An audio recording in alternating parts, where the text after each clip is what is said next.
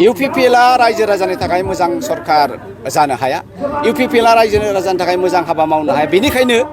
प्रमोद बुंनाय बायदि एबसुलि आन्दोलन खालामनाय बायदि एनडिपिनि आन्दोलन खालामनाय बायदि एक्सन कमिटिनि जों ज'यै आन्दोलन खालामनाय बायदि जे एनडिपिनि सोमावसारनाय बेलटिनि सोमावसारनाय आरो जों रायजो राजाफोरनि सोमावसारनायखौ दिनै प्रमोद बर' सारा बिचार एग्रिमेन्ट खालामनानै जोंनि बर' हारिखौ लामा ससेयावनो थेर बेथेर खालामबाय जोंनि बर' हारिनि सिमाङानो जाबाय आलादा बड'लेण्ड रायजो सोमावसारनाय डिवाइड आसाम 50-50 मोन आरो बे डिवाइड आसाम 50-50 खौ दिनै प्रमोद बर' सारा बिचार एग्रिमेन्ट खालामनानै दिनै लामा ससेयावनो थेर बेथेर खालामबाय जोंनि बर' हारिनि हिस्टरिखौ होननानै दिनै जोंहा मानव गेदेर गर्जन मोसाहारि सारा दिनै प्रमोद बर' सारनि हेंथायै गोबां बाथ्रा बुंदों फारसेथिं जोंहा प्रमोद बर' सारा बिक्रम दैमारि सारनिसिम गोबां बाथ्रा बुंदों दिनै बिक्रम दैमारिया गाव पावाराव फैनो थाखाय जोंनि इउपिपिएल सरकारखौ गोबां गाग्लोबनो नाजादों आरो गोबां गाज्रि बाथ्राफोर बुंदों होननानै दिनै प्रमोद बर' सारा बुंदों दिनै बिक्रम दैमारि सारमोनहा दिनै पावाराव गैयैखाय बा सरकाराव गैयैखाय दिनै जोंनि सरकाराव थानायखौ दिनै इउपिपिएलखौ दिनै जोंनि इउपिपिएल दैदेनगिरिफोरखौ गोबां बाथ्रा सोंखारिनायखौ जों नुनो मोन्दों होननानै दिनै जोंहा मानव गेदेर प्रमोद बर' सारा बुंदों अब्ला रायजोफोर नोंथांमोना फारसेनिफ्राय जोबजासे नायलांबानो जाबाय दिनै गर्जन मोसाहारि सारा दिनै प्रमोद बर' सारनि हेंथायै मा बाथ्रा बुंखो प्रमोद बर' सारा बिक्रम दैमारि सारनि हेंथायै मा बाथ्रा बुंखो अब्ला आङो स्क्रिनाव होबाय स' नोंथांमोना नायलांदो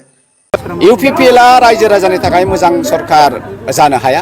इउपिपिएलआ रायजो राजानि थाखाय मोजां हाबा मावनो हाया बेनिखायनो प्रमोद बुंनाय बायदि एबसुलि आन्दोलन खालामनाय बायदि एनडिपिनि आन्दोलन खालामनाय बायदि एक्सन कमिटिनि जों ज'यै आन्दोलन खालामनाय बायदि जेबायदि जों आसा खालामदोंमोन जों बेबायदि एकर्डखौ मोननो हायाखै दिनैनि एकर्डआ completely a kind of perfect accord बे बिटिसिआ जाहैबाय 6 शेड्युल खिन्थु दिनै 6 शेड्युलनि जेबो महर गैया नालाय प्रमोदनि साननाय हनाया जेबो जाया बा सोरबा इउपिपिएलनि साननाय हनाया जेबो जाया दा बेखायनो आङो इउपिपिएल कमप्लिटलि एस इउपिपिएल बिथांमोना दिनै जेसेबां गेदेर गेदेर बाथ्रा बुंदों बेबायदि बिथांमोना डिलिभार खालामनो हाया जेसेबां बिथांमोना बिजेपिनो लाइ होगोन आरो बिजेपिआ बर'फोरनि थाखाय मोजां मावा बे क्लियार खोथा खारन बिजेपिआ ट्राइबेलफोरखौ मोजां मोना आरो ट्राइबेलफोरखौ लानानै मोनसे गेदेर हारि बिथांमोना दानो सानाखै खारन बिथांमोना बुंदों मोनसे राव बे मोनसे राव होनाय लोगो लोगो नोंनि फिसा फिसौ गासै हारिनि रावा ओरैनो जोबनानै थांगोन दा बिथांमोननि बिराद गिदिर मोनसे एजेन्डा दा बे एजेन्डा मथे बिथांमोना खारबाय थादों दिनै भारतनि संबिधानखौ बिथांमोना सोलाय सोल' खालामबाय थादों आरो सोलायगोनबो जे साख्रि बाख्रि होनो हानायनि मोनसेबो केपासिटि अर्थात पियनखौ एपइन्टमेन्ट खालामनो हानायबो बिटिसिआव गैया होनबा प्रमोद बिथाङा मा मावगोन आयेनानो बेनो जाबायबा दिनै 6 शेड्युलनि जेबो राइटआनो गैलाबा प्रमोद बिथाङा मा मावगोन दा ओंखायनो जोङो प्रमोदखौल' दाय होनानै लाब गैला जों गासै रायजो राजाया सचेतन जानांगोन सांग्रां जानांगोन इउपिपिएलनि बिथांमोनाबो सांग्रां जानांगोन बिथांमोना होनांगोन जों बिजेपिजों थालिया नांगौबा जों हाग्रामाजोंनो मिलायनानै जोङो गभर्नमेन्ट थागोन जा जाय जागोन गैखायाब्ला अब्ला थेवब्लाबो बर' हारिया एसे सुरक्षित जागोन आं बेखौसो लुबैदों दिनैनि दिनाव दिनैनि दिनावबो 16टा डिपार्टमेन्टखौ लाङाखै होननानै ब्रा-ब्रायै बिथांमोना बुंबाय नङा बिथांमोना बे बाथ्राखौ होनबाय थादों डिसिआ जेबो पावार गैया दहाय सासे डिसि एक्स डिसि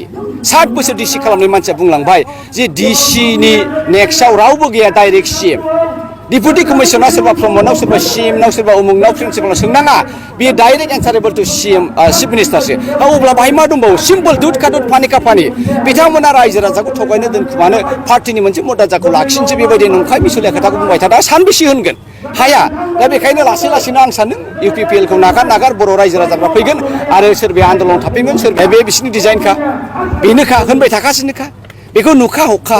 इउपिपिएलआबो गोन गगै साहाबनि सरकाराव दिनै हाग्रामाया राजा बायदि सासन खालामदोंमोन 6 शेड्युलनि पावारखौ बिथाङा इनटेक लाखिनानै गभर्नमेन्ट दादोंमोन आरो सारा नर्थ इस्टआवनो मोनसेल' अट'नमास काउन्सिल बे जाहैबाय बिटिसिमोन दिनै जै बिजेपि फैनाय लोगो लोगो खोथोम कमप्लिटलि दिनै हिमन्तआ बेखौ सेनानै लाजोब्बाय आरो बर'आ दिनै पावाराव गैला बिटिसि गभर्नमेन्ट नङा बियो बिटिआर गभर्नमेन्ट नङा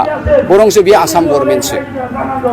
बिक्रम दैमारिया दिनै पावाराव फैनांगौखाय प्रमोद बर'खौ रायगासिनो दङ प्रमोद बर'खौ रायबानो बिथाङा पावाराव फैगोन होनना सानदों पावाराव फैबाथाय कन्ट्रेक्टरि खालामनानै थाखा मोननैसो खामायनो हागोन होननानै सानदों बेजों जोंनि मा होनो बेखौ बर' हारिया जेबो लाब जानाय नङा बिक्रम दैमारि होननाय मानसिनो मिथिहोनांगोन होननानै आं साना मानोना बड'लेण्ड सोमावसारनायाव एनडिपि बिएलटि एबसु एबा रायजो राजानि गेजेराव आंबो 30 बोसोरनि बारा जाबाय मालाबाबो बिक्रम दैमारि होननाय मानसि नुवाखै आं स' बिक्रम दैमारिया इन जेनेरेल कुइसन सोङोबा बिनि रिप्लाइखौ होगोन नाथाय बिथाङा जुदि नारसिननानै जोंखौ सोङोबा जे हिसाब होनांगोन होननानै आङो बिथांनो हिसाब होनाय नङा आरो हिसाब होनांगोन होननानैबो साना बिपिएफ सरकार फैनायनि सिगाङाव 2003 आव एकर्ड जादोंमोन बिथाङा निश्चय मिथिगौ 2003 निफ्राय बोसोरबा लायोबा 2008 बे बोसोरबायाव बिथांमोना मा खामानि मावदोंमोन आरो 2020निफ्राय 2025सिम जों मा खामानि मावदों बिनि हिसाबखौ आं साननैसो उनाव होनो थांगासिनो दङ अब्लानियानो स्पष्ट जागोन जे बिथांमोननि इमप्लिमेन्टेसना बेसे जादोंमोन जोंनिया बेसे जाखो बे कुनु टाइमनि बाथ्रा थाया बेयो मावफुंजागोन किन्तु किसुमान जिनिसा टाइम टेकिं आरो टाइम टेकिंआ बेयो नोंनि आंनि सार्थ नङा दिनै गहपुरसिम गामि सोनाय बियो सानसेनो बेखौ सोजोबना होनो हाया मानोना सोरबा लुबैनाय सोरबा लुबैयै थागोन दा बेखौ सावरायनायनि गेजेरजों जानांगोन गहपुराव मोनसे समाव दाङाबाजि जानानै 500 सुबुङा जिउ गोमाबाय जोंनि बर' आगोमा बर' फिसाफ्रा दिनै जों माबा मोनसे खामानि मावनो थांनानै माबा मोनसे थासारि जानायखौ जों मालाबाबो लुबैया दा नंखायनो गासिबो जिनिसखौ बिक्रम दैमारिनि बायदि जानाय नङा